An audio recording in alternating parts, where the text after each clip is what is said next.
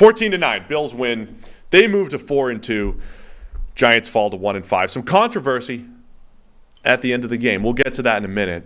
But, of course, a weird game. There's always a weird game. Of course, the Giants hanging tough. They got Saquon Barkley back. They were grinding him into the ground at 1.3 per carry. Then he breaks a 34-yarder to make the average look better. He finishes with 24 carries for 93 yards.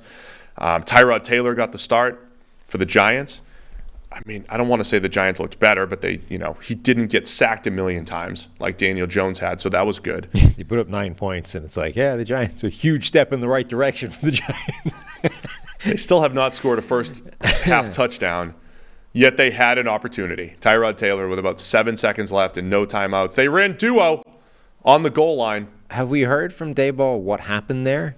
Daboll blamed Tyrod. Yeah. Just as it seemed like he was on the broadcast. I think he said Tyrod checked to the run. So. Yeah. But you can't really do that when you don't have any time left. I saw our friend Greg Rosenthal. So I've seen this twice this week where they'd say Coach X loves to blame anyone but himself. It was said about a college coach this weekend in his press conference. And then our friend Greg, 2Gs, said Brian Daboll loves to blame everyone else but himself. And I felt like saying, I can relate to that. I think I would be a big blamer. I'd be blaming everyone else but myself. I have a personality flaw of it's not my fault blaming everyone else, and I can relate to Daboll. I'd say, yeah, quarterback check to it. Of course, I'm not going to call a run with no timeouts and 7 seconds left in the half. What am I, stupid? I would never do that. I would absolutely deflect all blame to everyone else. So I stand with Daboll there. He is the reigning coach of the year. There's a degree to which it probably isn't his fault. Reigning coach of the year, backup quarterback, who are we going to trust? Right. I mean, look. I mean, he's a 12-year veteran or whatever, but still. Yeah, you can question how much of last year was all him. But, there's a degree of credit in the bank where you're like, okay, on the one hand, we have the reigning coach of the year who, just got this job based off the amazing job he did as a coordinator and all that kind of thing. The architect of the Josh Allen growth in the NFL development. And then this year, an offensive line that's fallen to rack and ruin, a quarterback that nobody believed in the first place is bad all of a sudden, and his backup is now starting this game. I mean, how much blame does Brian Daboll deserve in all this? Probably not that much. Yeah, it was a rough end to the half. So the Giants come away with no points at the end of the half. They go in leading 6-0 against the Bills. What's the jet lag like coming from across the pond here? So remember I mentioned, you used to always get an automatic off week coming back from London. It's no longer a thing. And I know it was a night game, so that's 2 a.m. London time. Yeah, coming this way, it's not usually bad. It just means you're going to wake up stupidly early in the morning for a couple of days. Going the other way, it sucks.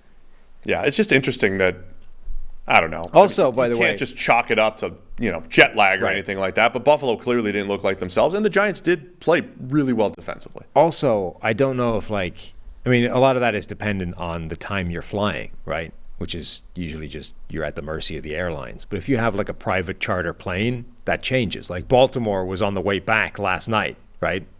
If I'm flying here from Ireland, my flight leaves at 10 a.m. Irish time and gets in here mid-afternoon. All it means is it's a long day, right? Yeah. But if you can dictate when the plane flies, that changes everything. Because now you can fly, you're not at the mercy of getting in at some stupid hour in the morning. You can actually fly when you want to fly. So, who knows? So as I mentioned, Giants defense was playing really well. Bobby Okereke flying around the field, making plays. I've enjoyed good linebacker play. He had a ton of big plays in this game. Yeah, he looked fantastic. He really did.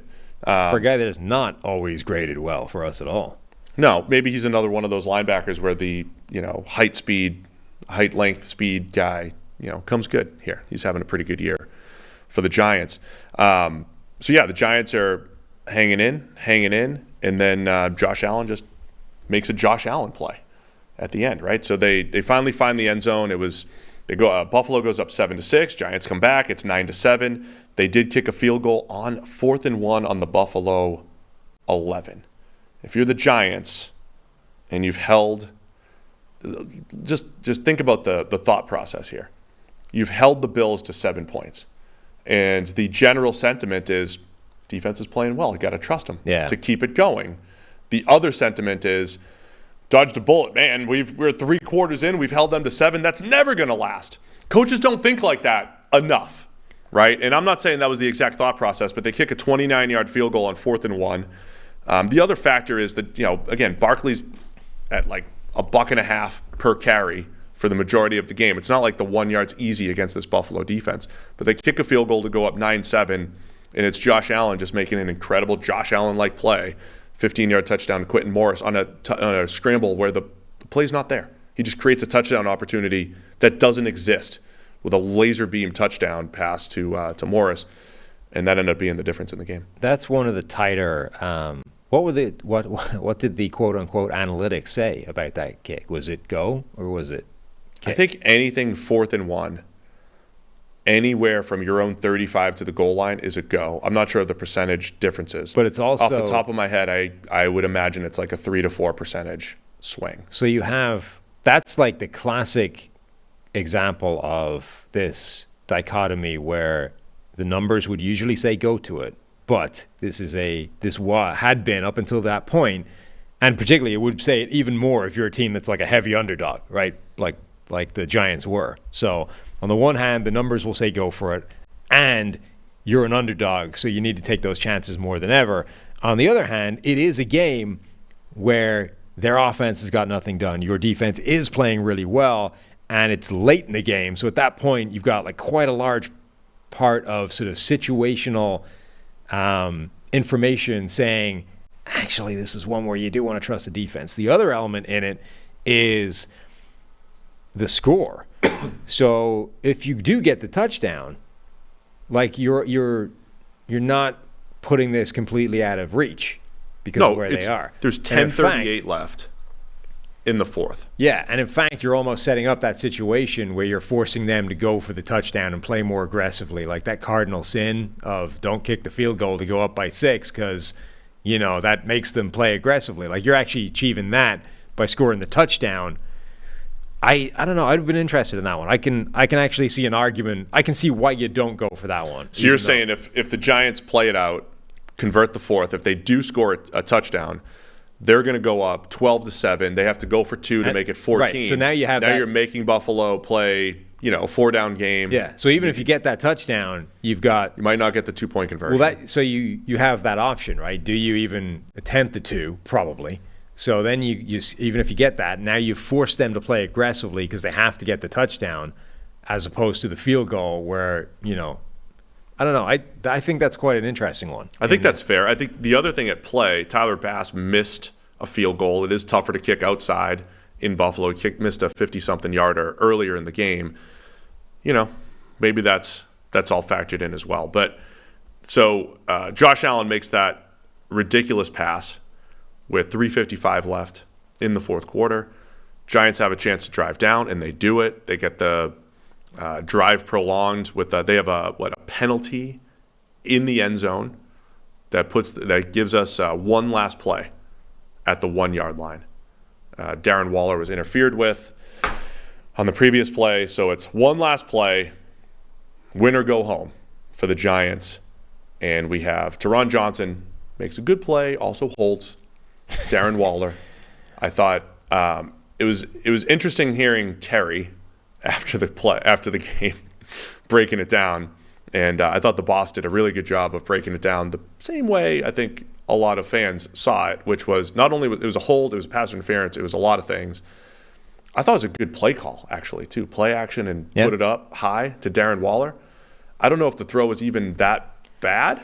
Waller could not get his second hand up to try to catch it though, so it's incomplete. Bills win. And even just the play design where they shrink it down, they create that switch, which, as I think Chris was saying, like a lot of times that creates just a bust because you force them to quickly make an adjustment, and the Bills, to their credit, did make the adjustment. They switched it off well. They were able to. The right guy was in the right place at the right time, so that part didn't work. But in terms of like when you're dialing up a play, that's an important thing because it didn't work out, but you've just added a layer that 10% of the time is going to create an easy, wide open touchdown because they just bust it immediately, right? So you threw that into the play design. That's good, even if, from a process standpoint, even if results-wise it didn't work because they actually defended it well. Like, that's a smart thing to do. And then, yeah, it was probably a penalty of some description. Because what Terry was trying to say was when there's a difference between a defensive hold and a pass interference. So if you hold, a hold is a hold. Anytime you grab a jersey before the pass is thrown, that's a hold. Automatic flag.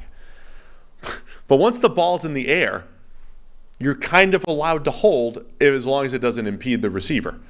So theoretically, if the hold started later, if there's like a little jersey grab, but you're like, it didn't impede the receiver enough, it becomes this massive judgment call, and that's why people get mad, is because all these are judgment calls, and you do A/B analysis on all this, and you're like, this call, and this call went to the offense, and this one, and this one, and this one went to the defense. Where's the consistency? And it's just, I don't know. There's human error in these things. There always will be. But as Chris pointed out after the broadcast, he said the hold starts right at the line of scrimmage. And it continues all the way through the play. So it was before the pass, it was after the pass, and it did impede Waller from going up to get the pass. The other thing that's really smart for Teron Johnson there is, why wouldn't you hold? I would absolutely be all over the receivers. Downside. There is zero downside. Worst the case, you just get a penalty and you play it again. So it was smart by Teron Johnson, but probably a bad no call. But there's the other human element there, right? It was a penalty that gave them that one last play from the one. The refs don't want to be the story. They don't want to throw another flag on back-to-back plays at the end of the game in Buffalo. Yeah. It's like soccer, when you give away one penalty, like the chances of them giving you a second one are so small, even when they're like it's a clear penalty, because they don't want to, like, no ref wants to give away multiple penalties in the same game, even when it's clear. Like, the officials just gave you a penalty. The chances of them throwing the next flag are so small. Yeah, that's so that's just smart defense.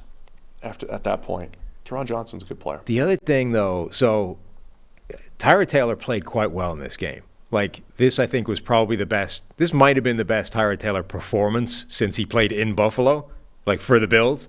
Almost every single his career since then has actually been incredibly rough, given how well he played for the Bills before Josh Allen arrived.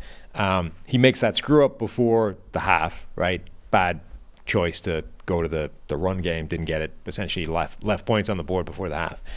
And then just at the end of this drive, before the penalty stuff, they are 1st and 10. So he makes a pass, 4th and 5, keeps it going. We're alive. We get up there, we spike the ball. There's 10 seconds left, right? So you've essentially got 2 shots into the end zone from like 15 yards away.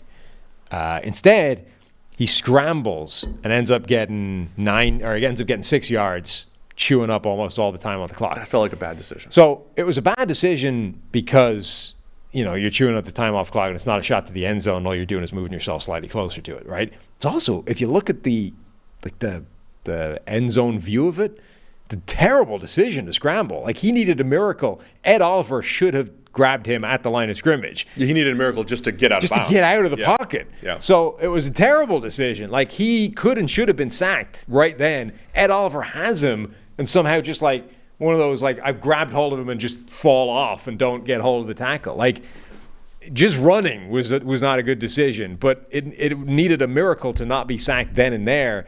And it's like, I was sort of thinking of that. This is one of those, like, the turnover-worthy play at the start of the drive that nobody remembers because the guy dropped it and you end up executing the game-winning drive. Like, if Taylor ends up getting this done and pulling a win, and like 2 plays earlier is this play here where he should have been sacked dead to rights on a terrible decision to even think about doing that. It's just amazing that would have happened. Could you imagine if that's how the game ended after how the first half ended? Right. You'd be sitting there saying, okay, they ran the ball and didn't get any points at the end of the first half, and Tyrod decided to scramble. Like, he made both of those decisions. Basically decided to create a run play twice that almost led to no points. He did get out of bounds, though, and it led to that. Yeah, again, Chris, look, I'm not talking up the boss just because he's the boss. He doesn't listen this late into the show, I don't think.